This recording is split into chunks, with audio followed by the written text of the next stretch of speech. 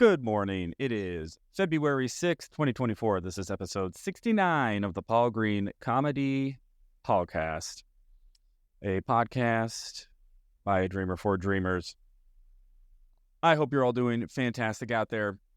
You are following your dreams, your own journey, your special path, and finding joy in doing so. I actually had sort of a unique day yesterday. Some cool things happened where I actually booked two different projects within about an hour of each other, and they were both acting gigs. How about that? My awesome agents in Arizona, Signature Models and Talent, booked me with two very unique, very different projects. One of them is from what I can gather, it's an indie film, but a full-length film, and I guess they just needed a last-minute actor to come in and play this very interesting role for me.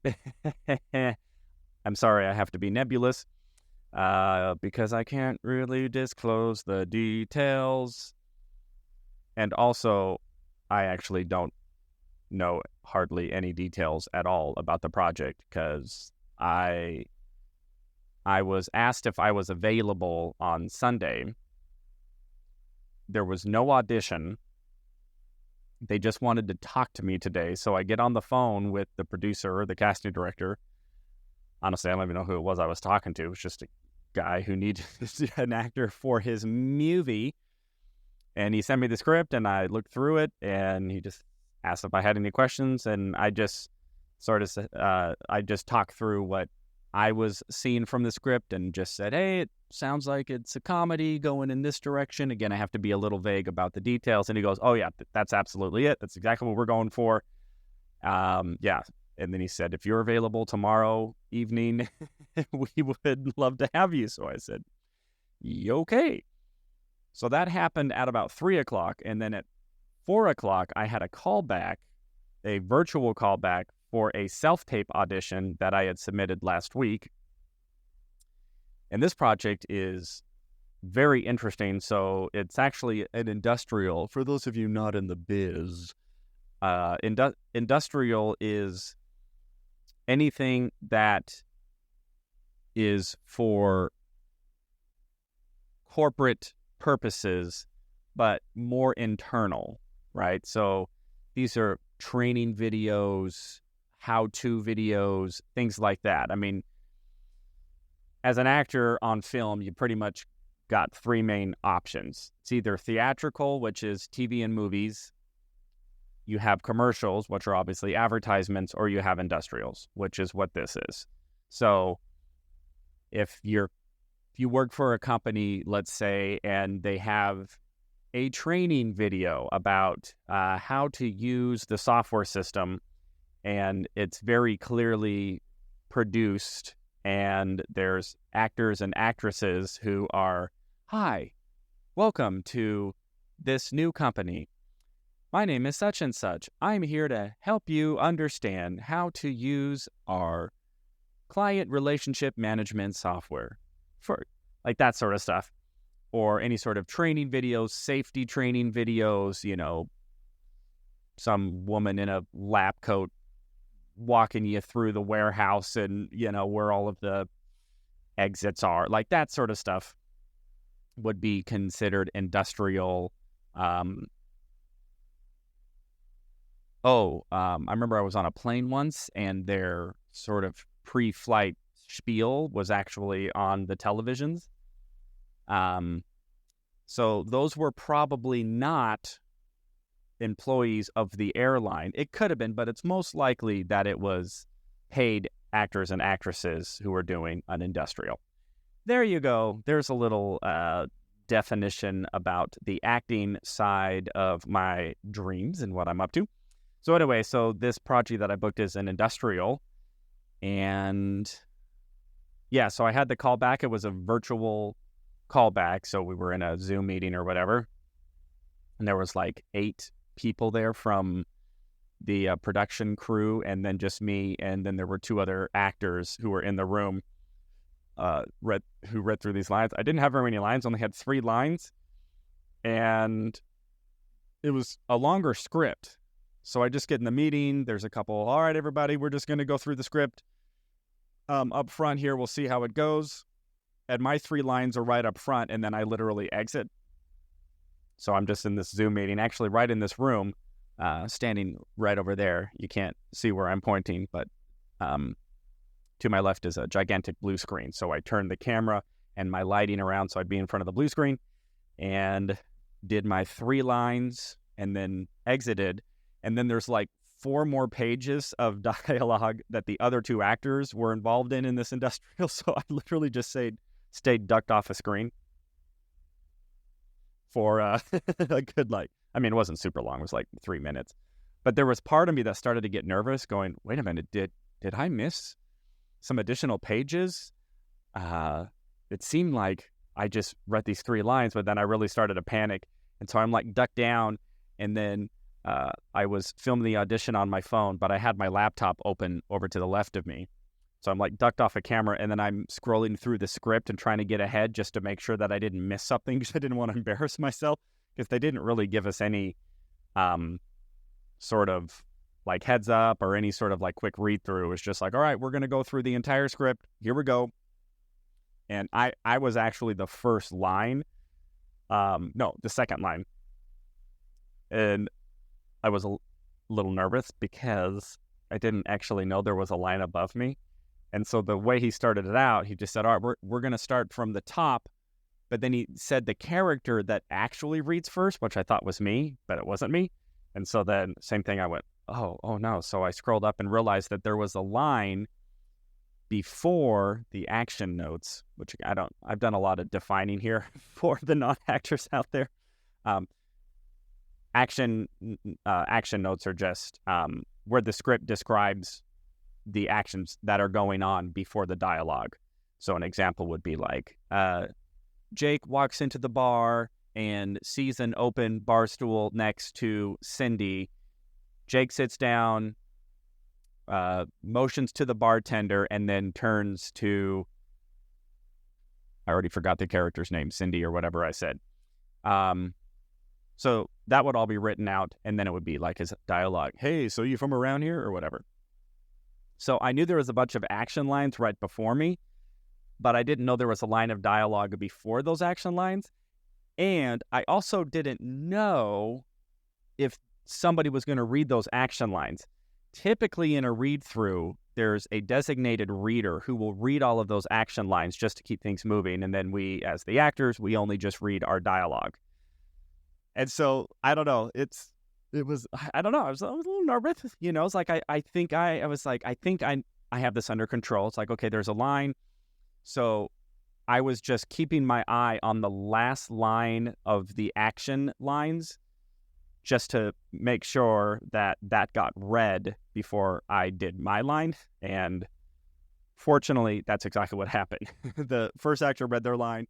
Then somebody started reading the action dialogue, and I didn't even see who it was because I was kind of in my head and just making sure that I'm navigating just the technical element of all of this. So anyway, read the action line, got to my line, I did it.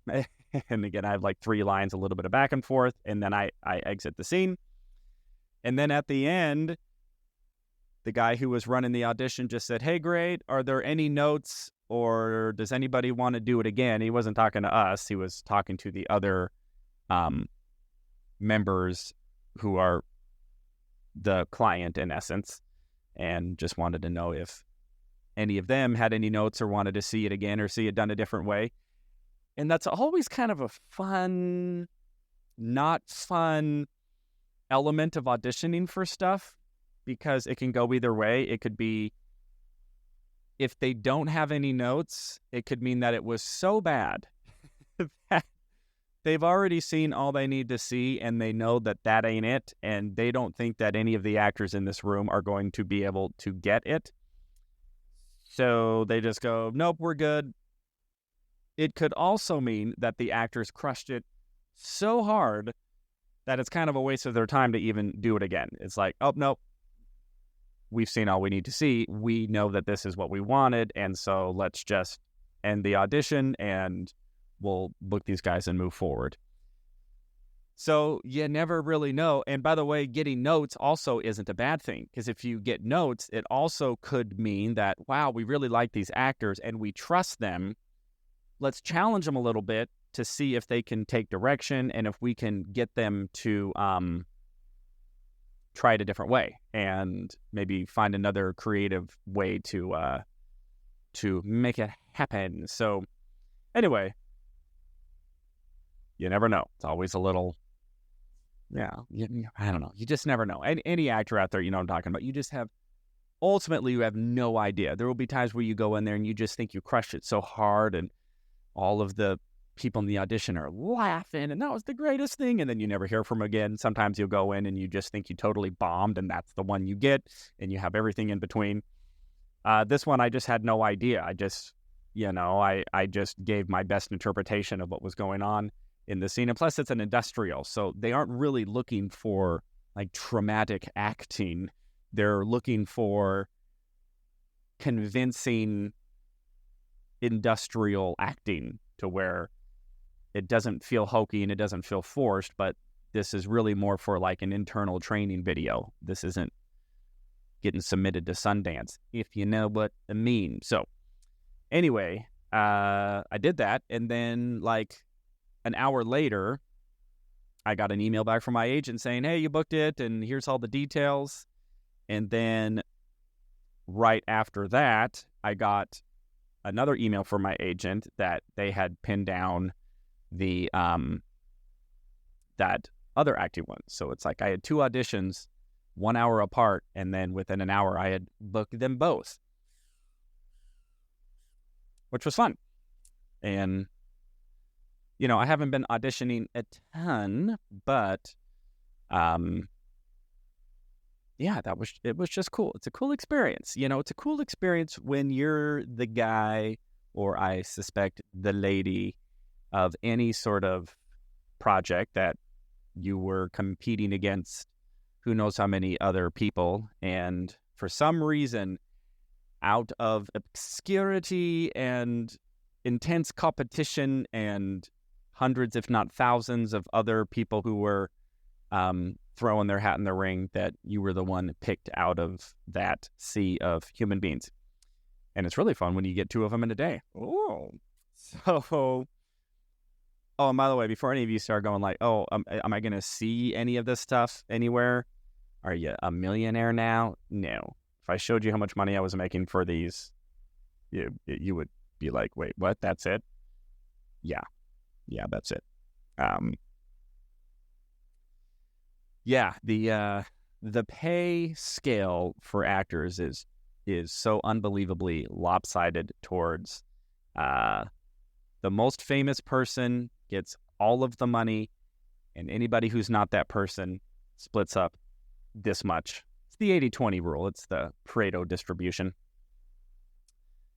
And I don't really care.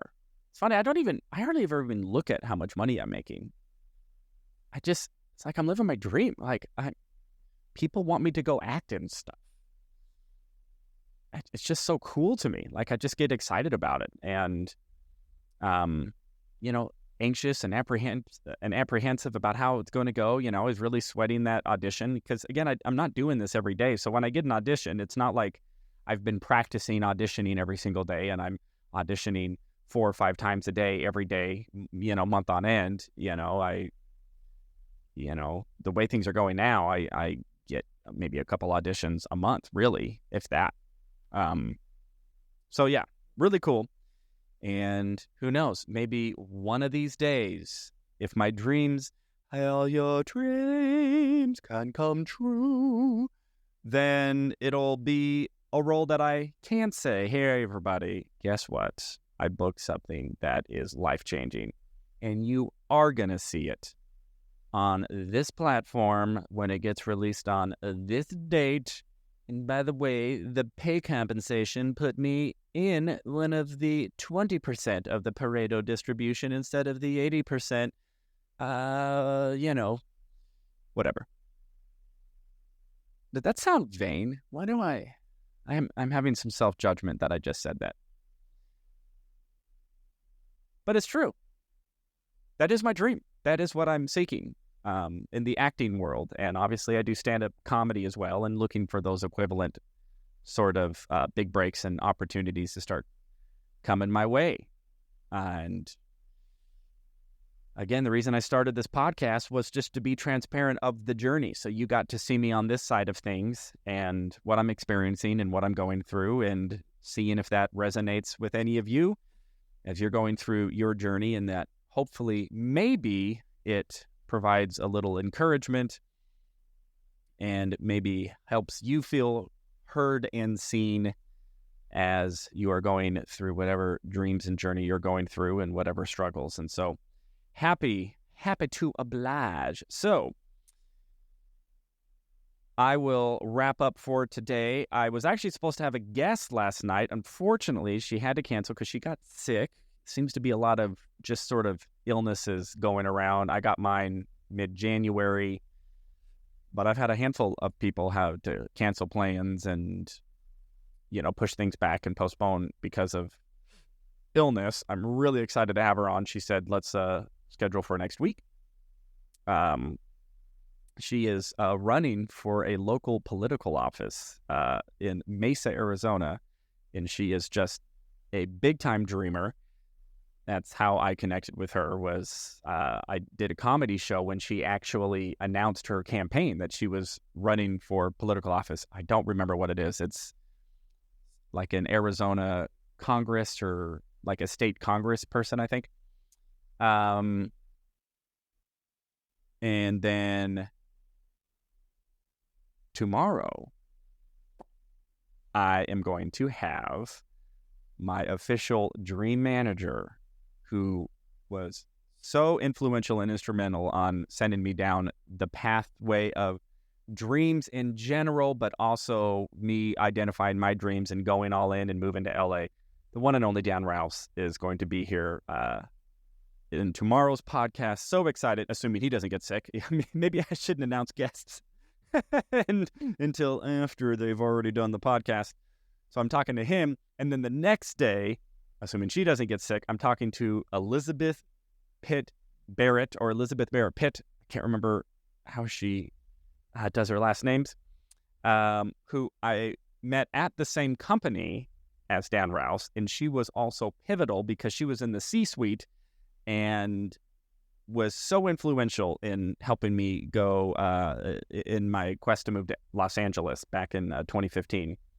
And she and I are close friends, and she is an entrepreneur and a business owner and a big-time dreamer and a huge heart, and so smart, so fascinating.